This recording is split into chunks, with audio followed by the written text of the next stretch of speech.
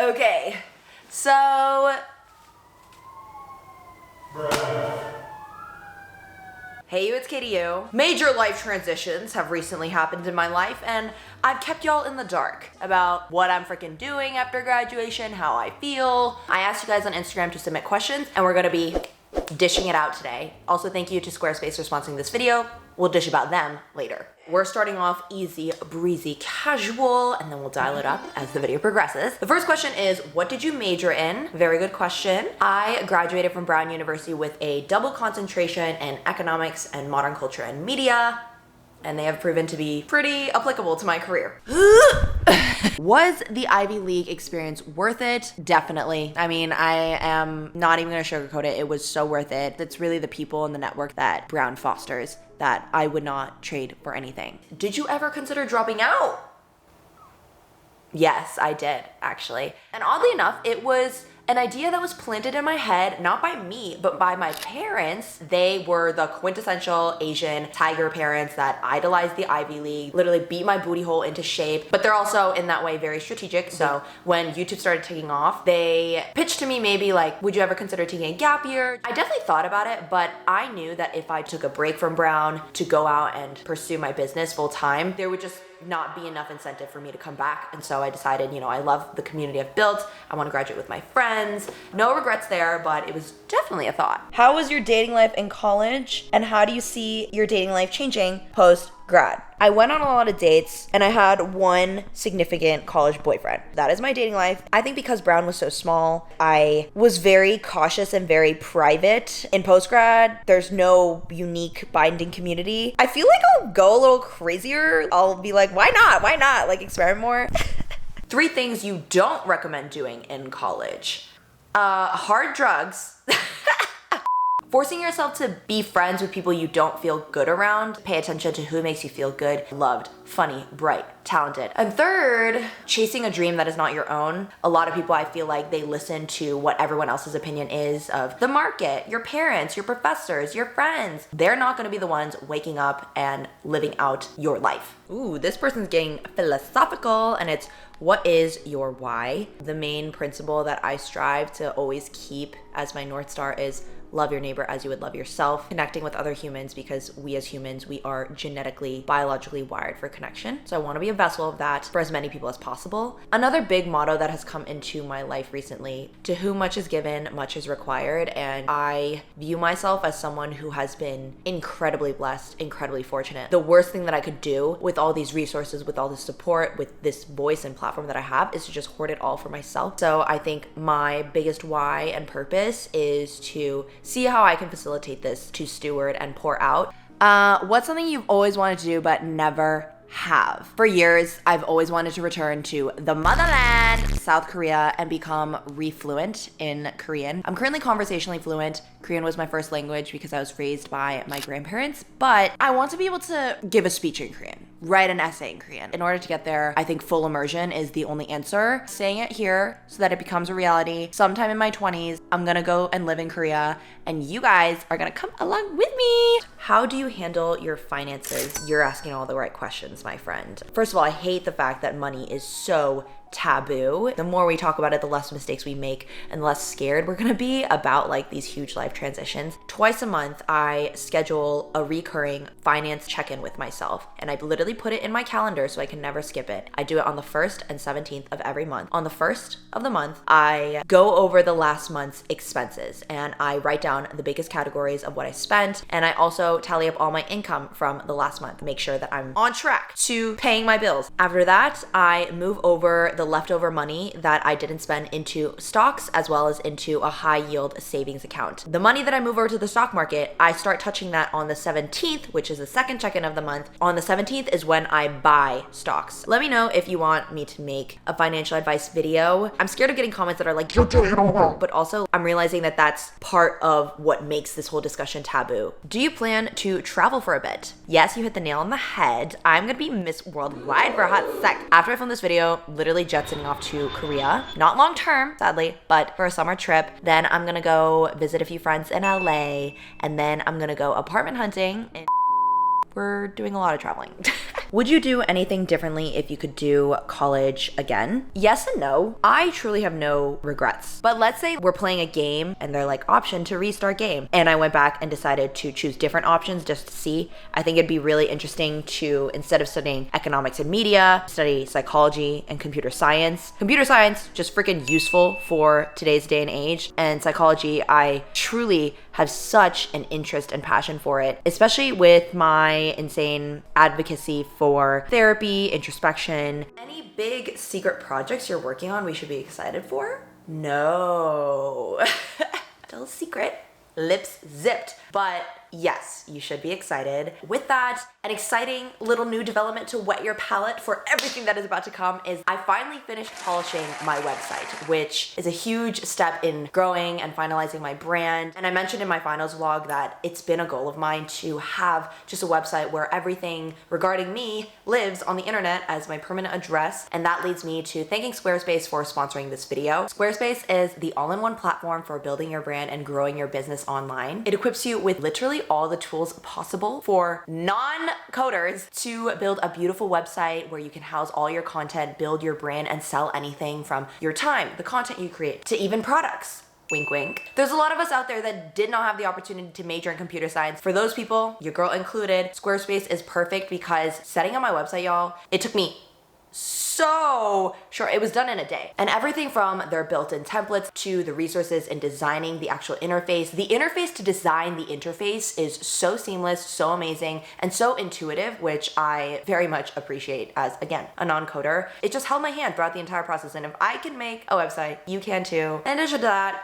as a creator, yeah, we have some projects under lock and key. How are we gonna reveal them to you? Through exclusive communities like the one that this website can create. And Squarespace makes it super easy for creators to monetize their brand and expertise in the way that fits them and their audience the best. What I really appreciate is that with adding a website into my arsenal of building my brand online, I can develop and create such intimate connections with the people who already support me via YouTube. They offer things like email campaigns to communicate more in depth with the people who care you.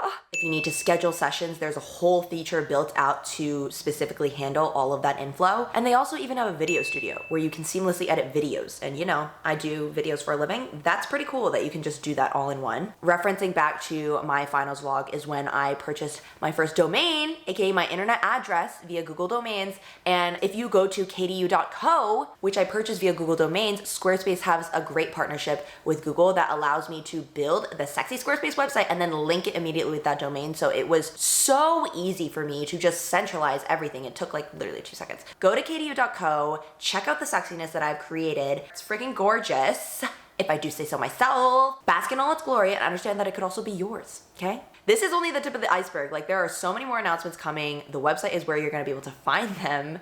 And if you guys are interested in elevating your own brand with a Squarespace website, head to squarespace.com/Kaiti to get 10% off your first purchase of a domain or a website using code Kaiti. Taxes. What? How? Please send help. Mood, girl, mood. I filed taxes for 2 years now. My biggest advice is stay organized. Do something like a monthly check-in. Don't just like eyeball your expenses. It's gonna save you such a headache during tax season where you're gonna be asked to literally show the receipts. Ask a lot of questions to the adults in your life. Money is taboo until you stop making it taboo. People are so willing to help because think about it, they were in your shoes, being clueless, headless chickens. So they're gonna do everything they can to make sure that other people don't go through that same pain. You just have to ask. The first year I did it through TurboTax because YouTube was just starting out, didn't have a significant amount of money coming in, nor like a business. But after 1 year, I set up a whole business entity. I've hired a team.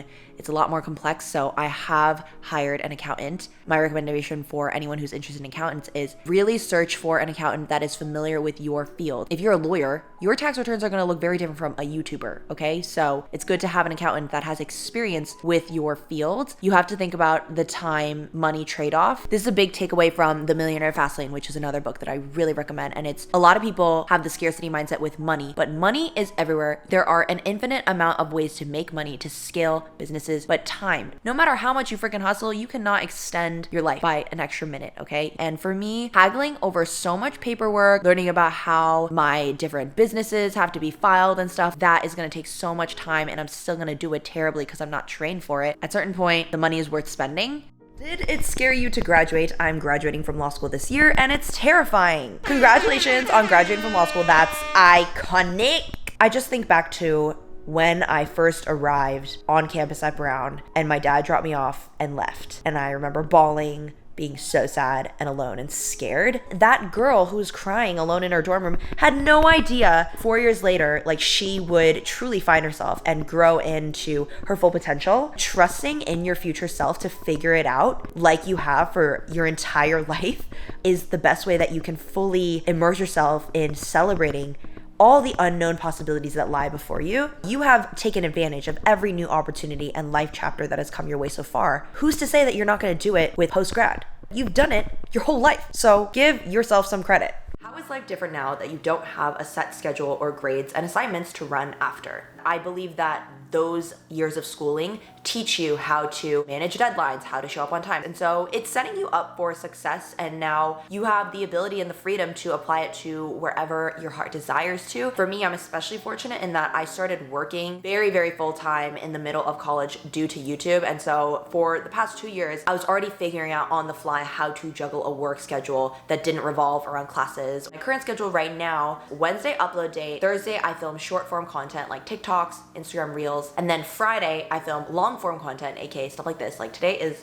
a Friday, ding, ding, ding. Saturday, Sunday, I am working with my editor to fine tune the video. On Monday is usually when sponsored brand drafts are due. So we're working to get that submitted. And then Tuesday, thumbnails, continuing to edit. Wednesday, upload, and then we start all over again. I was doing that all throughout college. I'll be honest with you in that once YouTube started to ramp up a lot, school did get put on the back burner. That's why you saw so many like write an essay with me in 5 seconds videos, okay? But before YouTube, I was doing that same schedule with school. So school set me up for YouTube. Do you see YouTube as a sustainable career and will continue to do it in the next 10 years? I have no idea if YouTube is still gonna be around in 10 years. Like, that's not up to me, but I want to do YouTube for as long as I can because I truly do love video production and storytelling, and I'm so fortunate that this has been able to be my job. Thank you from the bottom of my heart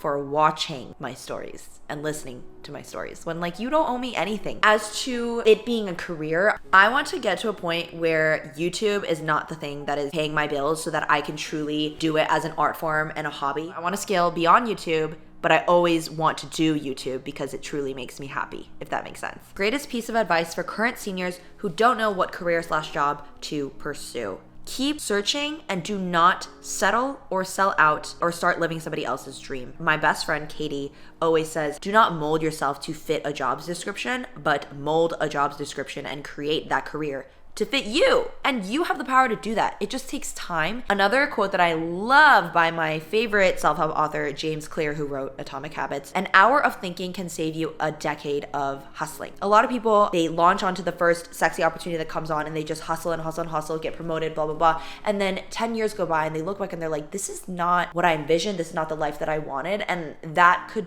easily be prevented if you sit down and you ask yourself, what do I want my life to look like? That leads me into the next question, which is, do you see yourself doing a 9-to-5 job, or are you going to do YouTube full time? And this is where I give you the tea. For the longest time, I thought that I would do a 9-to-5 as my day job and do content creation as like my nighttime job, my side hustle. But I quickly realized after Zoom University ended and we finished our last year in person, I had to choose between the two. What I realized while doing this is if I ever got employed and treated my full-time job as I am treating my classwork, I would get fired. So I decided that after graduation, I am gonna do YouTube full time. I made that decision at the very beginning of senior year. And ever since then, I guess it's that saying of like, once you get rid of plan B, it's when plan A finally works out. The career opportunities that have come my way since full sending it, it's just more of an affirmation that this is where I'm meant to be. And I cannot believe I'm saying that. Like, I never thought that I would graduate and be a YouTuber. Like, what? Go back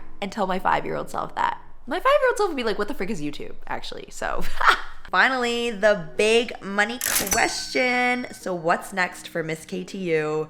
I am moving to New York City in August/September. Why New York City, you may ask? Precisely because not only is it where my family has deep roots, like my dad went to college there and my parents spent a lot of their young adult lives in New Jersey/New York, but beyond that, New York City is the amalgamation of every industry you could imagine, and I truly believe that there is so much opportunity and so much that I do not know, and I can't think of a better place than New York City to learn. That is where I'll be. Alrighty. Thank you so much for watching and catching up with me. For a fresh college grad who is very burnt out and does not want to spend a lot of time staring at our screen, Squarespace made setting up this website and checking off that to-do list of establishing my brand on the internet so seamless and so easy, and I can't recommend them enough. Thank you again to Squarespace for sponsoring this video, and thank you to you all for supporting me, listening, and I'll keep you very, very updated. Love you again so much. Bye.